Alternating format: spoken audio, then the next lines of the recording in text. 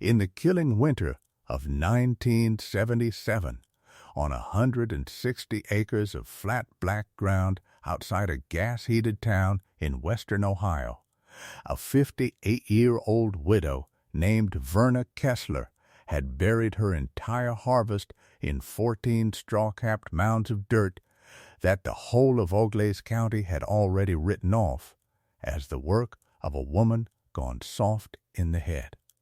6,000 pounds, potatoes and cabbages and carrots and turnips laid down in the cold ground like something a person buries and then goes home to grieve. The co-op men had a name for it before she had finished heaping the third mound. They called them graves. They called her the Dirt Woman, and they laughed about it through a long, warm autumn and on into December. Right up until the coldest January ever set down in the record books of the Ohio Valley came rolling in off the plains, shut the gas off at the meter, blacked out every freezer in the county, and froze the new cellars solid as poured stone. When it was finally over, hers was the only sound food left standing in the whole township. She had done it as a dead woman's kitchen book had told her to do it, for a reason not one of the laughing men had ever once been patient enough to sit down and read. Verna Kessler was a small, square-shouldered woman who had turned 58 that late summer, and anyone who watched her cross her own barnyard would have said she moved like a person who had never once been in a hurry and never once been late. Her hands were the first thing you noticed, broad and red and thick through the knuckle, the nails cut straight across. A farm woman's hands that had drawn 41 seasons of harvest out of that low black Ohio bottom. She wore her late husband's canvas chore coat with the cuffs turned back twice, a heavy wool headscarf knotted beneath her chin against the wind, and a pair of rubber barn boots that reached almost to her knee. Her face was plain and weathered and still. The face of one who had already buried a husband and a brother and a great many hard years, and who had learned somewhere along that road that the loudest person in any room is almost never the one who turns out to be right. Her husband, Alton, had been gone 4 winters by then, taken by his heart on an ordinary afternoon out by the corn crib, and she had run the place alone ever since, which the town had also decided she could not really do. She could. She kept a milk cow and a dozen hens and a garden that ran the length of 2 town lots, and she put up her own harvest every fall the same as she always had, and she owed no man in Auglaize County a single dollar, which was a good deal more than most of the men who laughed at her could say. 1976 was a fine year to be modern, and every soul in that township knew it and said it out loud. The chest freezer had come to the country, and it had come to stay. You could buy a white steel box as long as a coffin and twice as deep, plug it into the wall, fill it with a whole hog and a summer's worth of sweet corn, and forget about it. The furnaces had come too, clean, quiet, natural gas furnaces that pushed warm, dry air into every corner of a basement so a man could set his freezer down there next to the water heater and call the whole matter of winter closed forever. That was the gospel of the age, preached at the co-op and the feed store and across every kitchen table for 30 miles. Refrigeration had beaten the cold. The old ways of holding food through a winter, the root cellars and the crocks and the mounds of earth their own grandmothers had sweated over, were peasant work now, backward work, the kind of thing a modern person was a little embarrassed to remember his family had ever done. So when Verna Kessler went out into her south field in the middle of October and began to dig, the county took notice. And the county took offense. If you have ever watched a whole community make up its mind that a steady, capable person had simply lost her senses and settle into the comfort of laughing at her before a single fact was in, then you already understand the shape of what happened next, and you already know why a channel like this one exists at all. So stay with Verna Kessler. If a story about a patient woman and a long cold winter is the kind of thing you came here for, take a moment now to subscribe and tell us in the comments what county you are listening from, because a good many of you were raised by people who knew exactly what those mounds were for. What those laughing men were about to learn had already been written down in pencil in a dead woman's hand, on a table in Verna's own kitchen, and not one of them ever thought to ask to see it. The book was the reason for all of it. It had belonged to her grandmother, Augusta Riddell, who had come across the water from the old country as a girl and had kept a farm in that same Black Bottom through 2 wars, 3 hard depressions, and every kind of winter god ever sent down the valley. The book was not a fine thing. It was a plain bound ledger with oilcloth covers gone soft and dark at the corners from 40 years of handling, the spine mended twice with harness thread, the pages inside close written in a small slanting pencil hand that pressed so hard in places it had nearly cut the paper. Augusta had kept everything in it. She kept the dates the sows farrowed, and the price of butter, and the day the creek froze over, and the day it broke up, and in among all of that, on pages Verna had known since she was a girl small enough to sit on the woman's lap, Augusta had drawn the clamps. That was the old word for them. A clamp. Not a grave, whatever the co-op wanted to call it, but a clamp. Drawn there in careful pencil with all its parts named and measured. There was the trench, shallow and long. There was the bed of clean, dry straw laid in the bottom of it. There was the great heaped ridge of roots and cabbages piled up on that straw in a long loaf shape, and over the whole of it a thick blanket of more straw. And over the straw a foot of packed earth patted smooth so the rain would run off it, and rising out of the very crown of each mound a little twist of straw left standing like a chimney. Beside the drawings Augusta had penciled in the winters she had trusted them through. Beside one she had written the words 1918, the year of the great cold and the great sickness both, when the train stopped and the stores went bare. Beside another she had written 1936, the winter the thermometers in that part of the state had frozen and cracked in their cases. And beneath that second date, in the small hard hand, she had set down one line that Verna had read so many times across her life that she no longer needed the page in front of her to say it. The ground below the frost never once froze on me.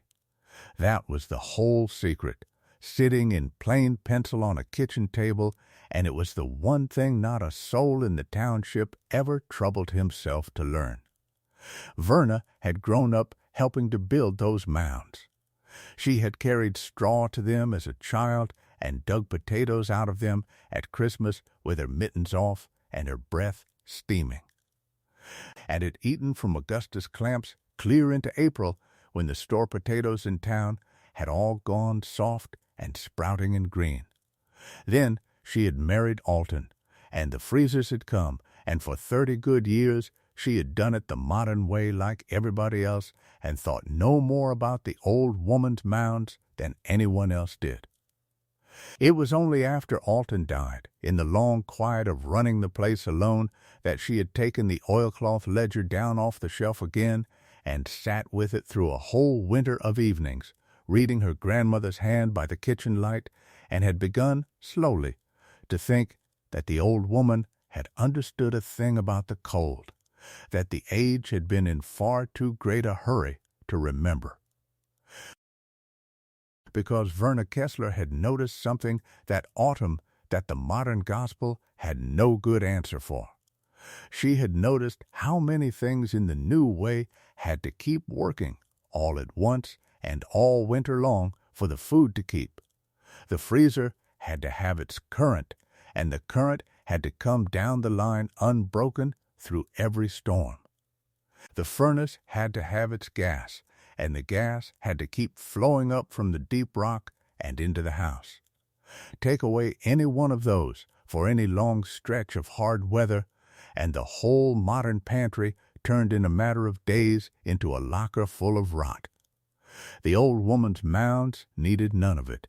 They needed straw, which cost a few dollars a bale, and earth, which cost nothing at all, and a strong back, which Verna still had.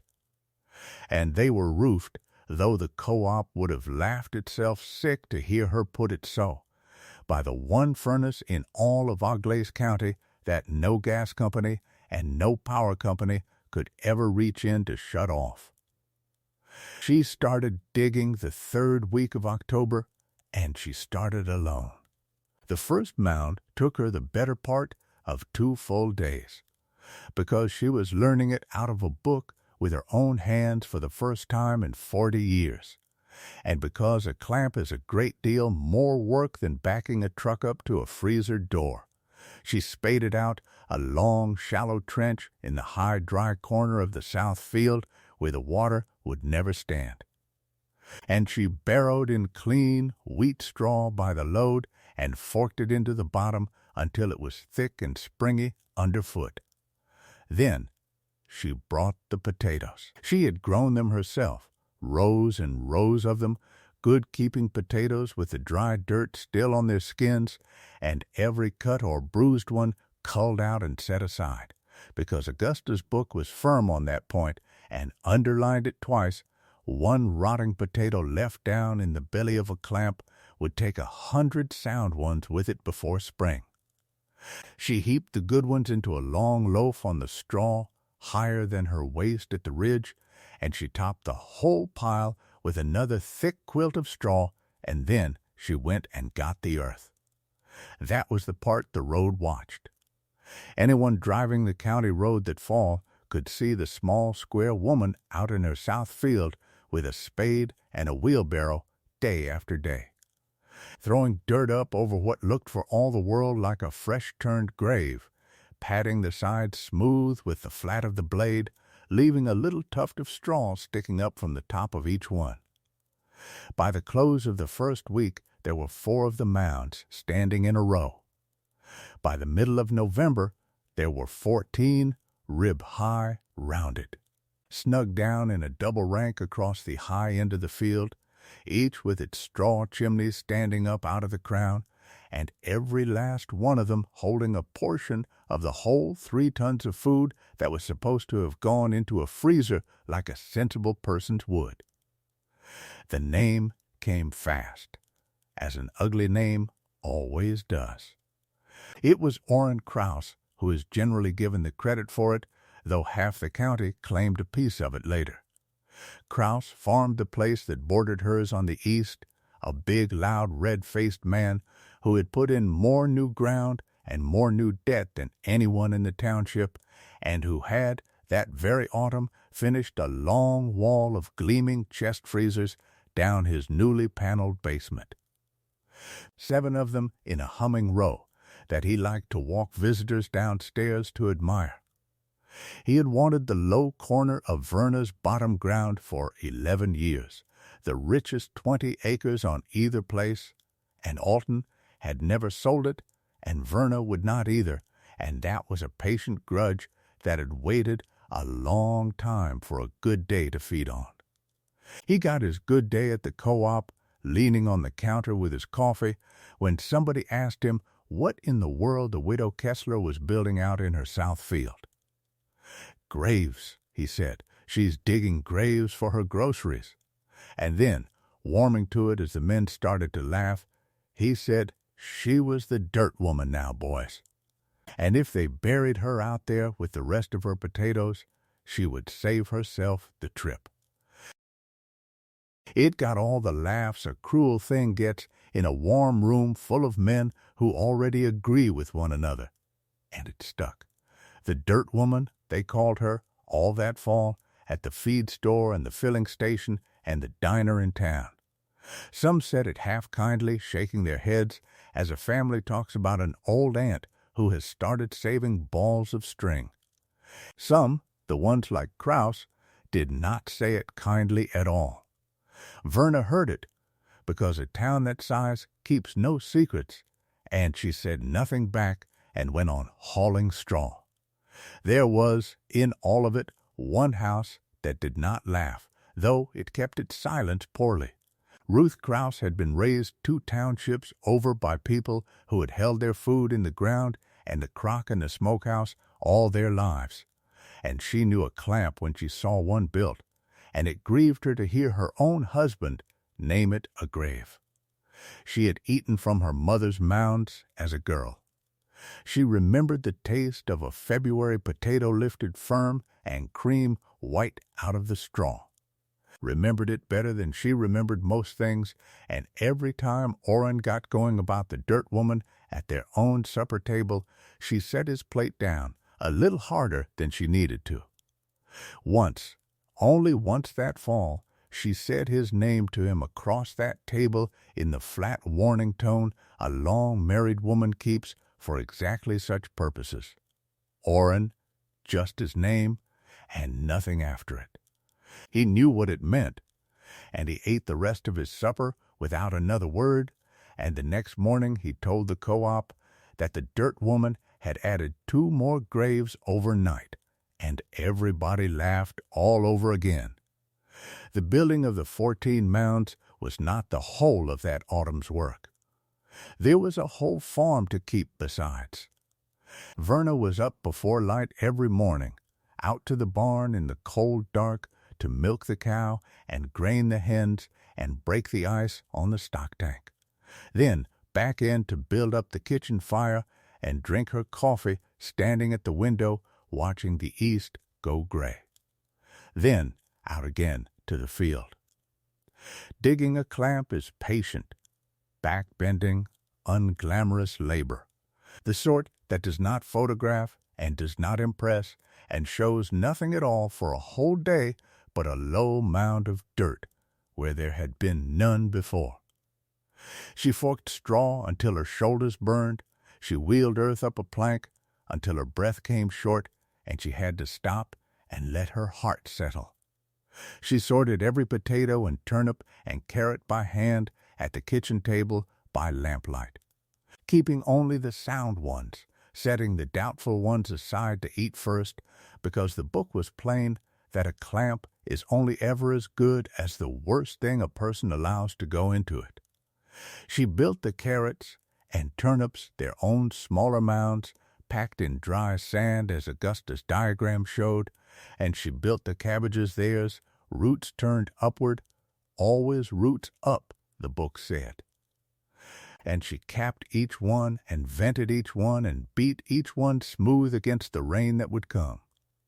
And every few days Orrin Krause found a reason to drive the road slow past her field and call something across the fence, friendly on its face and cold underneath, about how his own harvest was resting easy in the warm, and how a woman her age had no business breaking her back over a superstition.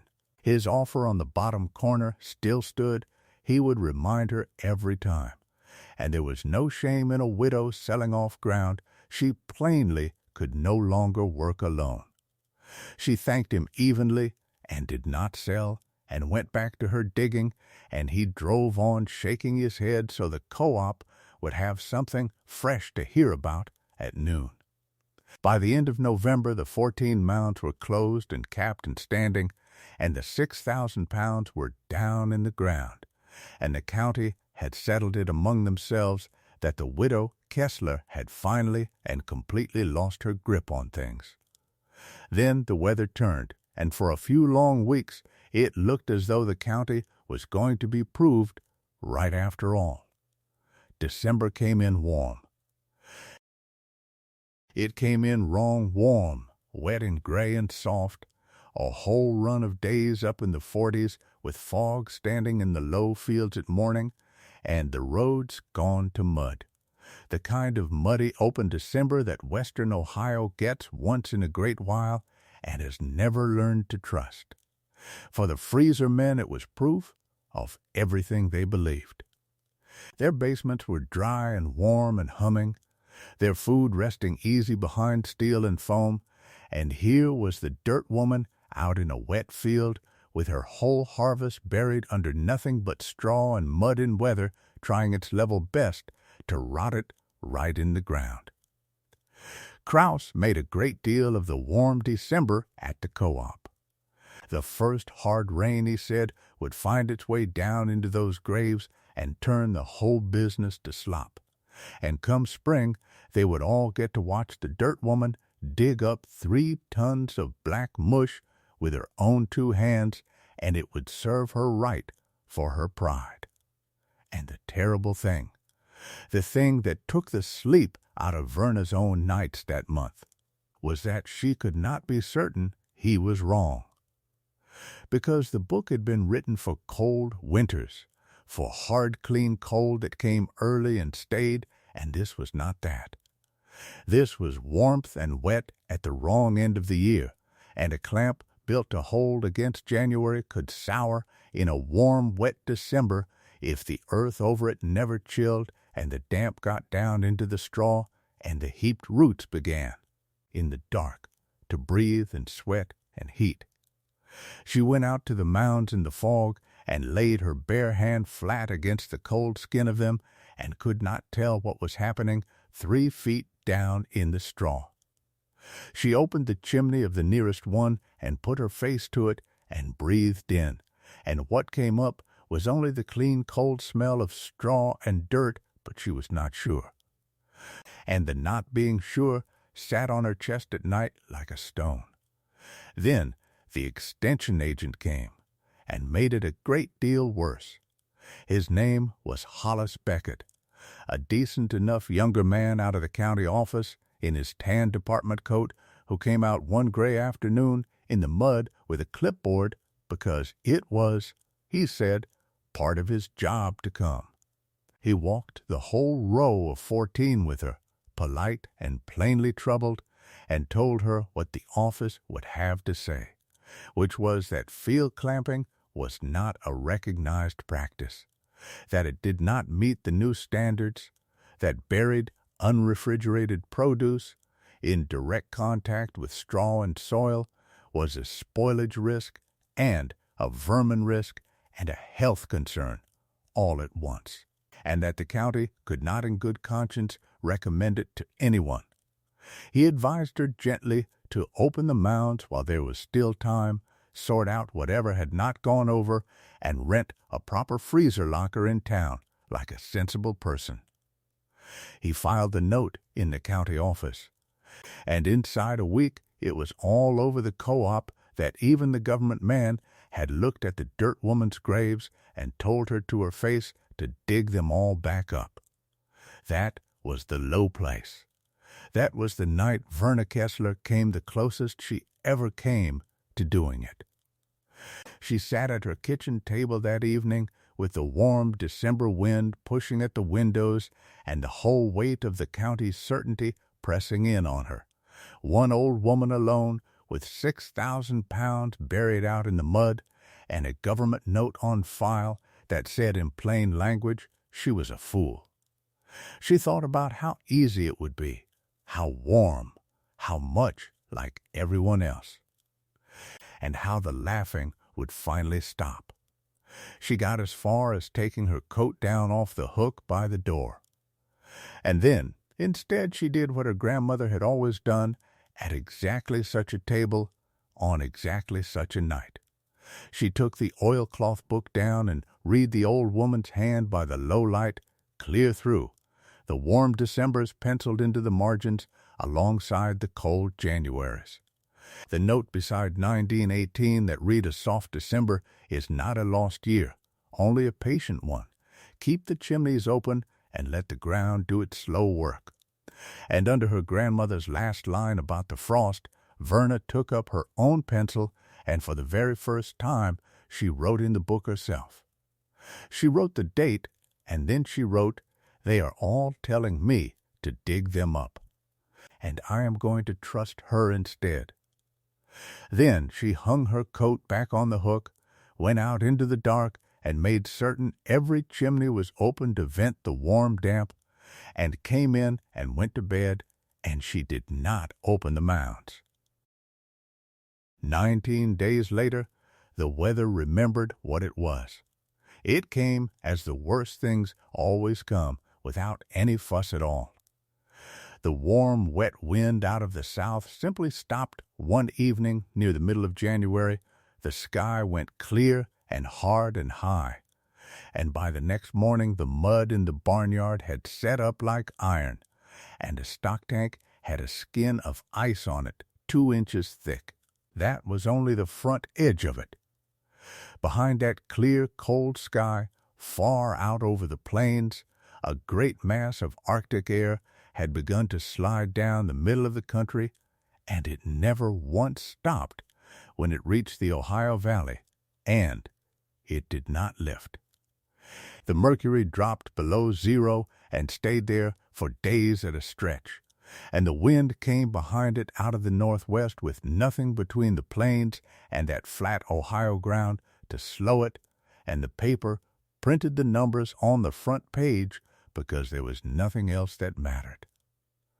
It was, before it was over, the coldest stretch that country had ever set down in a book, the hardest January anyone living had been alive to feel, and it settled over the township, and it did not leave. And then the thing happened that no gospel at the co-op counter had ever once thought to preach against. The gas gave out. There had been back-page talk of it all winter, shortages and pressure and emergencies far away that nobody paid much mind. And then, all at once, it was not far away at all. The cold was so deep and so wide and so long that the demand for gas rose past anything the lines could carry, and the utility to keep the whole system from failing outright began shutting off the flow. Factories went dark first, and then schools, and then, on the coldest night of that terrible month, the gas to the houses out along the county roads dropped to nothing, and the clean, quiet furnaces that had beaten the winter forever went silent, one after another, all along the Ansonia Road. And the cold came into the houses, and there was nothing a man could do about it but pile on quilts and watch his own breath in his front room and listen to his pipes begin to bang and then to burst. Then the power went too, dragged down by the same cold and ice riding the lines, and the blackouts came, hours at first and then days, and in the dark cold basements, all up and down the township, the long white steel boxes stopped their humming. The freezers died. 7 of them in a row in Orrin Krause's fine-paneled basement went quiet in the dark and the frost inside them. That had held a whole beef and a whole hog and a summer's worth of sweet corn began to soften. And when a full freezer thaws and then freezes again and thaws once more, what comes out of it is not food anymore. It is ruin. When at last the men could pry those steel lids open, they found their whole winter turned to a black sodden mess that the cold had gotten into after all. Through the one door the gospel had never guarded, and they hauled it out and dumped it steaming and rank against the drifts, a whole modern county's food rotting in the open in the coldest month it had ever known. The furnace-warmed basements meant to hold the overflow froze solid. The root vegetables in their bins froze through and turned to black slime the moment they began to thaw. And the jars of put-up food burst on the shelves. Every clever modern arrangement for beating the winter had depended, in the end, on the gas and the current, on things flowing and things humming. And the winter of 1977 had reached in and taken away both at once, and left the whole proud township standing in the dark with nothing to eat. And out in Verna Kessler's south field, under 3 feet of drifted snow, the 14 Mounds said nothing at all. She had watched it all come, without a word. She kept her cook stove going with wood and coal she had laid in early and quiet as she laid everything in, and she kept her cow and her hens, and on the 3rd day of the deep cold she took a spade and a lantern and went out through the drifts to the nearest of the 14. She dug the snow away from its southern flank and broke the frozen crust of the earth cap with the corner of the spade. And under that crust the packed dirt turned soft and workable, and under the dirt the thick blanket of straw was dry and golden and warm to the hand, and when she pulled the straw, back the food breathed out at her. That was the word she used for it afterward, in the book. It breathed. A curl of steam rose up out of the open straw into the cracking cold air, the mounded harvest giving off the small living warmth it had been holding all along, and there in the lantern light lay the potatoes, firm and cream and gold and sound, not one of them soft, not a single one frozen. As good as the October morning they went down. She lifted a double handful of them out and held them in her 2 bare hands and felt the warmth still in them, and she stood a long moment in the snow with the steam rising between her fingers and did not say anything, because there was no one there to say it to, and because it had never once been about saying it. Here is the reason it worked, the thing written in Augusta Radle's hand that not one of the laughing men had the patience to read. The ground itself does not freeze clear to the bottom. The cold reaches only so far into the earth, a few feet in even the hardest winter, down to what the old people called the frost line, and below that line the ground holds all winter long. The steady mild warmth it soaked up through the summer, near the temperature of a good cellar and never any colder, no matter what the air above it does. A clamp is built to reach down and borrow that. The trench sets the harvest down close to the earth's own held heat. The thick straw is the blanket that keeps that ground warmth from escaping upward and keeps the killing air from pressing down. The foot of packed earth over the straw sheds the water and holds the whole thing snug, and the little straw chimney at the crown lets the damp the roots breathe out escape so nothing sours in the dark. It is not luck, and it is not magic. It is straw and earth and geometry, arranged so that the harvest is roofed and warmed by the one furnace that runs on nothing, that no company can build and no blackout can still, the plain deep body of the ground, holding its summer heat against the frost as it had held it against every winter since the world began. The freezer and the furnace had beaten the cold only so long as the gas flowed and the current came. The mound had never needed either one. That was the whole of it, and it had been sitting in pencil on a kitchen shelf the entire time. By the end of that first week, Verna was feeding people. She did not go up to the co-op to tell anyone. She only opened her mounds as they were needed and set the sound firm food out where it could be come for, and the word of it went through the cold, dark township faster than any laugh ever had. The first to come were the ones with children, quiet at her kitchen door with their coats on and their pride swallowed down hard. We heard you had potatoes that kept, was all one young mother could manage to say, standing there with her chin up and her eyes wet. I have, Verna told her. Bring the sack in out of the wind and warm your hands a minute before you start back. And she filled it with firm potatoes and sound cabbages and sent the woman home, and she took what they could pay and did not once mention the price when they could not. She never gouged a soul.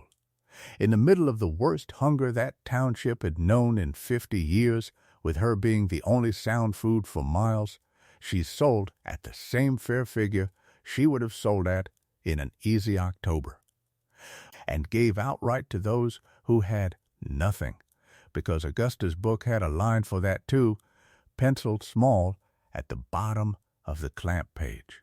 What the ground gives you to keep, it gives you to share in a hard year, and a hard year is the only year it counts. The boy came on the 9th day. He was Emmett Krause, Orrin's own son, 17 years old. And he came up the drifted lane on foot in the blue cold of late afternoon with his hat in his two hands, and stood at her kitchen door and could not at first get the words out. Verna waited. She had learned long ago how to wait, and when the boy did speak, what he said was the one thing that let her know the whole county had finally understood. "My father didn't send me," he said. "He doesn't know I'm here." He turned his hat around once in his hands.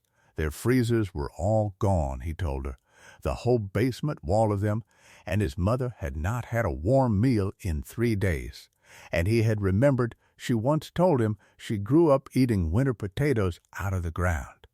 "Will you teach her," he asked, "how to dig one before the next winter comes?" She looked at the boy a long moment there in the cold.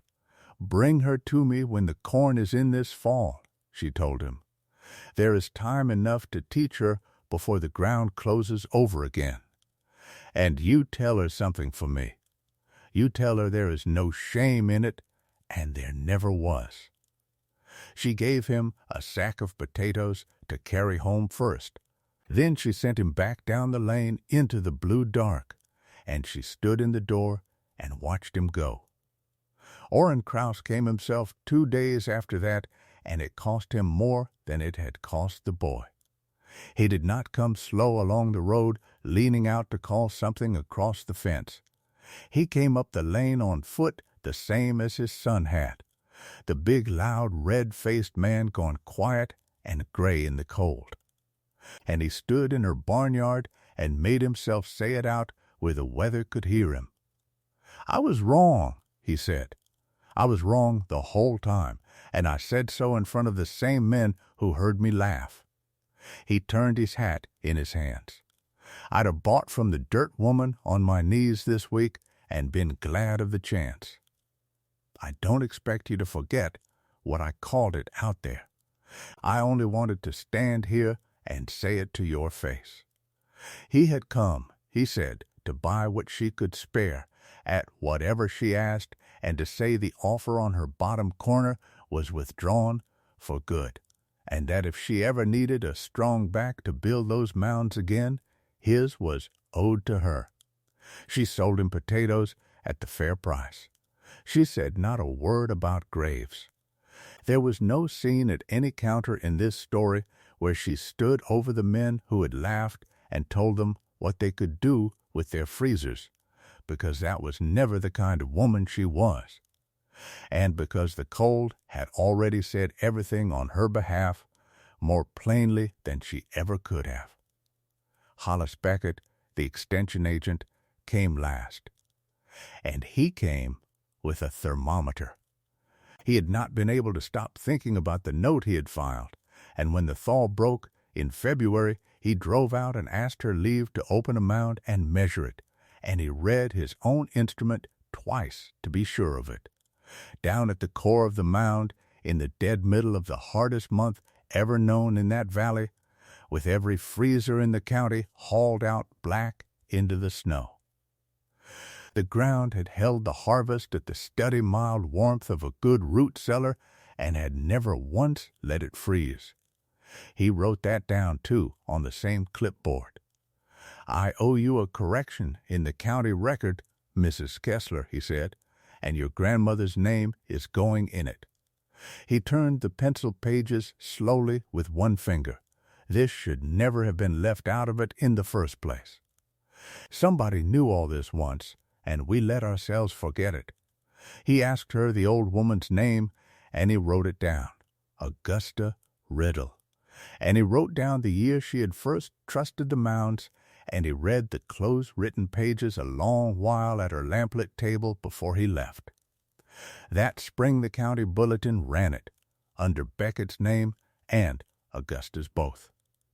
Written up plain and careful as documented emergency food storage, field clamping, an old method proved out under the hardest test a winter could give it, with the diagram redrawn from the oilcloth book and the note beside it that said this held 6,000 pounds of sound produce through the failure of every furnace and freezer in the township. The men who had laughed read it at the same co-op counter where the laughing had started. Nobody laughed. And the next fall, out along the Ansonia Road and the county roads beyond it, the Mounds began to appear. They went up in Ruth Krause's garden first, dug by Emmett with his own hands as Verna had taught him through the summer. And Ruth stood over the finished loaf of straw and earth and wept a little. "These are my mother's mounds come back to me," she said, and she could not say anything after that, because it was her own girlhood come back out of the ground after 50 years.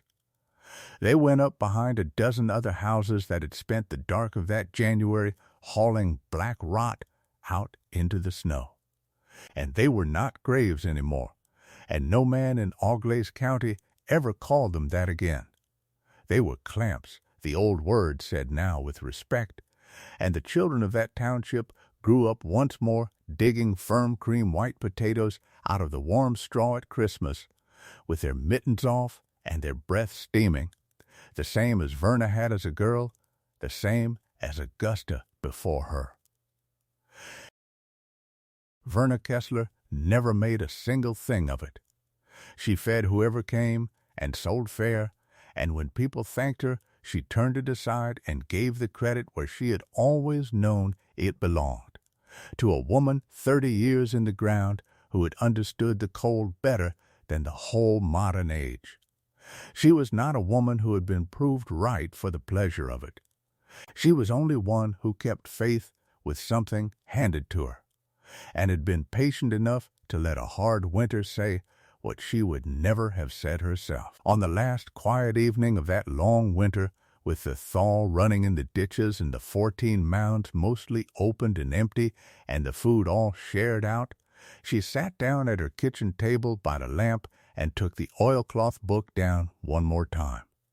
She turned to the clamp pages, past Augusta's careful pencil drawings, past the winters of 1918 and 1936, past the old woman's line about the frost, past her own note from the dark December night when she had nearly given in.